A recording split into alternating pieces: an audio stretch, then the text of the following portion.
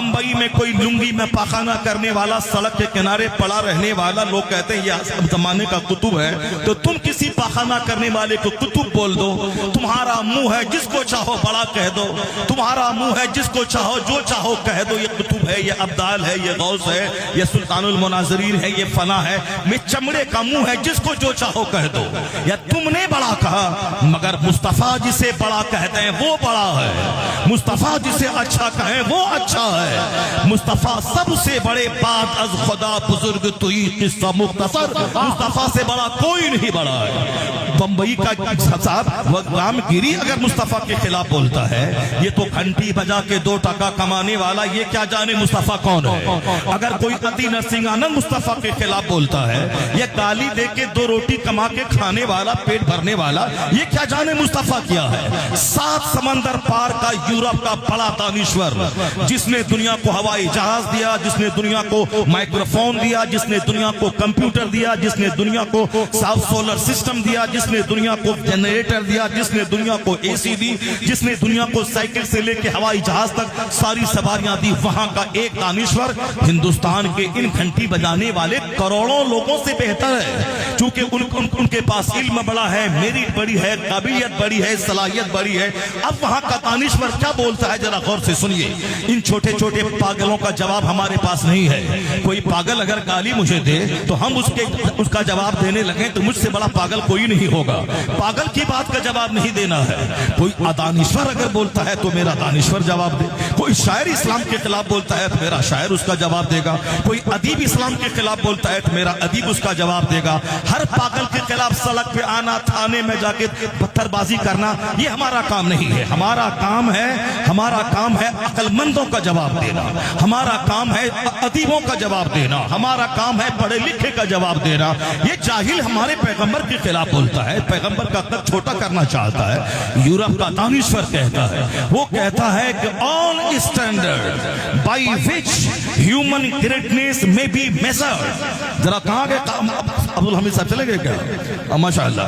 All standards by which human greatness में be measured. जरा गौर से सुनिए क्या कहता है वो। All standards by which human greatness में बी मेजर्ड। तमाम पैमाना, तमाम मेयार, तमाम कसौटी, तमाम मेजरमेंट जिस पे किसी की अजमत को नापा जा सकता है, किसी की अजमत को खंगाला जा सकता है, किसी की महानता को जांचा जा सकता है, वो कहते हैं तमाम पैमाने को ले आओ, तमाम मेयार को ले आओ और उस पे जांचो कि इस रुए जमीन पर सबसे अजीम तरीन इंसान कौन है, सबसे महान कौन है। यूरोप का वो क्रिश्चियन हाईली क्वालिफाइड आदमी, हिंदुस्तान का 1 करोड़ इंजीनियर जिसके बराबर नहीं है, वो दानिश्वर कहता है तमाम पैमाने पे जांचोगे इस तारीख आदमियत में कोई नहीं मिलेगा जो मुस्तफा के मुकाबले में खड़ा हो सके, उसके मुकाबले में खड़ा हो सके।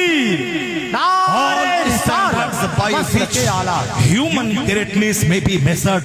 Is anyone greater than he? क्या है कोई जो उनसे बड़ा हो? इसलिए तो बरेली के आला हजरत कहते हैं सारे ऊंचों में ऊंचा समझिए जिसे, है उस ऊंचे से ऊंचा हमारा नबी। सारे अच्छों में अच्छा समझिए जिसे, है उस अच्छे से अच्छा हमारा नबी। न कोई थिंकर बड़ा, न प्रोफेसर बड़ा, न वैज्ञानिक बड़ा, न फिलोसफर बड़ा, न अदीब बड़ा, न शायर बड़ा, कोई बड़ा नहीं। सबसे आला व औला हमारा नबी, सबसे बाला व वाला हमारा नबी। मेरे कहने का मतलब यह है कि इतना बड़ा नबी जिसे बड़ा कहते हैं वो बड़ा है, वो पैगंबर जिसे महान कहें वो महान है। मेरे नजदीक जाहिल पीर बड़ा है, मेरे नजदीक एक घूंघट डालने वाला बड़ा है, मगर मुस्तफा महान किसे कहते हैं? आका फरमाते हैं खैरुकुम मन तअल्लमल कुरान व अल्लमहु। The best among you is one who learns Quran and teach it to others. तुम में सबसे अच्छा वो है जो कुरान पढ़ता है दूसरों को पढ़ाता है। सुभान अल्लाह। सबसे अच्छा वो है जो कुरान पढ़ता है दूसरों को पढ़ाता है। सबसे अच्छा वो है जो कुरान सीखे दूसरों को सिखाए। تو جو آدمی خطاب کرتا ہے وہ اکیلے جنت جانا نہیں چاہتا ہے، وہ لاکھوں کو اپنے ساتھ جنت لے کے جانا چاہتا ہے۔ تو سرکار غوث اعظم گھونگھٹ ڈالنے والے پیر کا نام نہیں ہے، درسگاہ میں بیٹھ کے پڑھانے والے مدرس کا نام ہے۔ غوث اعظم 70 ہزار کے مجمع میں خطاب کرنے والے خطیب اعظم کا نام ہے۔ 400 علماء کرام غوث پاک کی محفل میں بیٹھتے تھے، دوات اور قلم لے کر وہ غوث پاک کی تقریر کو نوٹ کرتے تھے۔ غوث اعظم خطیب ہے، جو بھی قیامت تک غوث اعظم کا غلام اور نائب ہوگا وہ امر بالمعروف کرنے والا خطیب ہوگا وہ، اور پھر سرکار دو جہاں علیہ السلام سے بڑے کوئی خطیب نہیں، چونکہ ایک کنفیوژن پیدا کرتا ہے۔ ملا لوگ خطاب کرتے ہیں، ملا جی خطاب کرتے ہیں، ملا جی حضرت کا ملا جی وہ دیوبندی مراد ہے، وہ ملا جی حضرت کہتے ہیں، مگر ملا مطلب کہ مولی صاحب لوگ کیا بولتے ہیں، پیر صاحب لوگ مولانا لوگوں کی شان گھٹانے کے لیے کیا بولتے ہیں، تقریر کرنا ملا جی کا کام ہے، پیر صاحب لوگ طریقت والے ہیں۔ یہ طریقت والے کیا کریں گے؟ ملا جی بچوں کو قرآن پڑھائیں گے، ملا جی نکاح کا خطبہ دیں گے، ملا جی جمعہ کا خطاب کریں گے، ملا جی لوگوں کو درس قرآن درس حدیث دیں گے، اور یہ پیر صاحب کیا کریں گے؟ یہ پیر صاحب چپ چاپ آ کر کے فاتحہ پڑھ کے خوب آرام سے کھائیں گے اور 12 گھنٹے کی گہری نیند لیں گے۔ ہاں ٹھیک ہے، اگر آپ 300 رکعت نماز نفل پڑھتے ہیں چلو ٹھیک ہے، نہ نفل ہے، نہ تہجد ہے، نہ اشراق ہے، نہ چاشت ہے، کھانا ہے، سونا ہے، اب ملا جی کی برائی بیان کرنا ہے۔ تو اس لیے میں اس کنفیوژن کا علاج کرنا چاہتا ہوں کہ عالم دین بڑے ہیں، یہ مصطفیٰ کہتے ہیں العلماء ورثۃ الانبیاء، علماء انبیاء کے نائب ہیں، چاہے علماء کے پاس دولت رہے نہ رہے، یہ عالم دین کرائے کے گھر میں رہے، یہ ٹوٹی ٹوٹی چپل پہنے، یہ صاحب جبہ جیکٹ کچھ نہ پہنے، یہ صرف ایک کرتا پہن لے، پائجامہ پہن لے، کرائے کے گھر میں رہے، معمولی ٹوپی پہن لے، معمولی شوز پہن لے، یہ کرائے کے گھر میں رہے، اپنا گھر اس کے پاس نہ ہو، لیکن اگر ان کے پاس قرآن حدیث کا علم ہے تو کیپیٹلسٹ وہ ہے جس کے پاس 50 کمپنی ہے، بزنس مین وہ ہے جس کے پاس 50 دکانیں ہیں، 1000 ایکڑ زمین کا جوتنے والا وہ لینڈ لارڈ ہے۔ لینڈ لارڈ ہونا اور ہے، بزنس مین ہونا اور ہے، کیپیٹلسٹ ہونا اور ہے، تاجر ہونا اور ہے، نائب پیغمبر ہونا یہ دنیا کا سب سے بڑا اعزاز ہے۔ جس طرح مصطفیٰ لاجواب، مصطفیٰ کا نائب بھی لاجواب۔ کرائے کے گھر میں رہنے والا عالم وہ 1000 ایکڑ زمین کے جوتنے والے زمیندار سے کروڑوں گنا بہتر ہے کہ وہ اس کے پاس صرف دولت دنیا ہے، ان کے پاس مصطفیٰ جان رحمت کی وراثت یعنی علم دین ہے۔ اس لیے تاجر ہونا، انجینئر ہونا، ڈاکٹر ہونا، پروفیسر ہونا، پردھان منتری ہونا، پریزیڈنٹ ہونا چھوٹا مرتبہ ہے، عالم دین نائب پیغمبر ہونا سب سے اونچا منصب ہے۔ سبحان اللہ، سبحان اللہ، سب سے اونچا منصب ہے۔ اس لیے اپنی مسجد کے امام کو اگر وہ عالم ہیں تو کبھی اپنے پیر صاحب سے ان کو کمتر نہ سمجھیے گا، کبھی اس کو اپنے پیر صاحب کے سامنے جھکانے کی کوشش مت کیجیے گا۔ علماء کرام وہ جو بھی دوسروں کو پڑھاتے ہیں سکھاتے ہیں وہ اپنے ساتھ لاکھوں کو جنت لے کے جانا چاہتے ہیں۔ غوث اعظم خطیب بھی تھے، مدرس بھی تھے، اور غوث اعظم مصنف بھی تھے، اور مرجع خلائق تھے۔ 4 کوالٹی تھی آپ میں۔ اعلیٰ حضرت زبردست مصنف، اعلیٰ حضرت بچپن میں 3 گھنٹے خطاب کرنے والے زبردست خطیب، اعلیٰ حضرت زبردست مدرس، صدر الافاضل پیدا کریں، صدر الشریعہ پیدا کریں، ملک العلماء پیدا کریں، عید الاسلام پیدا کریں، برہان ملت پیدا کریں، زبردست مصنف، اور مرجع خلائق کے اپنے عہد میں جتنے علماء مشائخ تھے سب کے مرجع تھے اعلیٰ حضرت۔ تو اپنے زمانے کے نائب غوث اعظم تھے اعلیٰ حضرت، اپنے زمانے کے نائب غوث اعظم تھے تاج الشریعہ، زبردست خطیب، زبردست مدرس، زبردست مصنف، اور مرجع خلائق کے عوام علماء سب ان سے مرید ہونا چاہیں۔ اس کا مطلب ہے غوث کا نائب وہ ہوگا جس میں 4 کوالٹیز موجود ہوگی، اور اس دور میں غوث اعظم کی اس کوالٹیز کی ایک ادنا سی جھلک جو اس زمانے میں اپنے علماء کے سرخیل، علماء کے سردار کہے جا سکتے ہیں۔ یہ 4 کوالٹی میں سے کچھ کوالٹیز ایسی ہیں جو مناظر اہل سنت میں بدرجہ اتم موجود ہے۔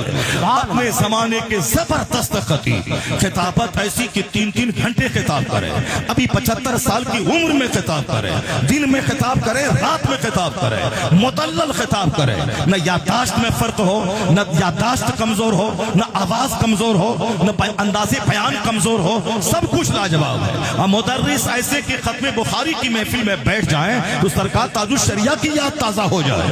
صاحب زبردست، اب میں ایک بار شریک ہوا ہوں ختم بخاری کی تقریب میں، صاحب زبردست ختم بخاری کرانے کا انداز۔ اب مدرس اتنے کہ ہندی کی چندی ایسی کریں کہ بچوں کے دماغ میں تمام اعتراضات آنے سے پہلے اس کے جوابات دماغ میں آ جائے۔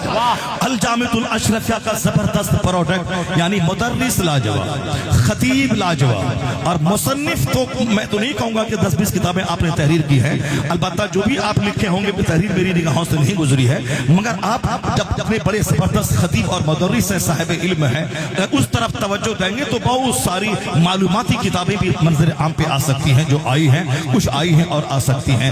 اس کے مطلب یہ نکلا کہ عالم باعمل جو ہوگا وہی ولی کامل ہوگا۔ ولی عالم باعمل وہی ولی کامل ہے۔